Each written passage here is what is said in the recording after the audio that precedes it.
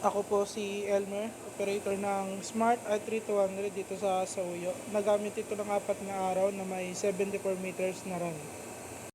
Ito po ang printer head. Ang huling palit po nito ay October 2025. At ito naman ang cupping na may 90% good condition. Head clean.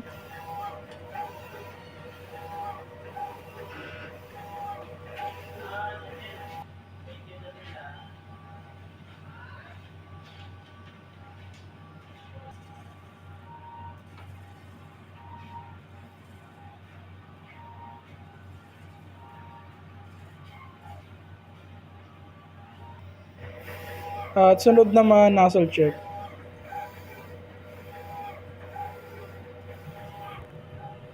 Good naman po ang output niya. Ito po ang ink tank, tama lang ang level. Ito naman ang AVR. Ito po ang waste tank, napalitan po ito noong Sabado. Ito naman ang unused ink. Ito naman ang mga used ink.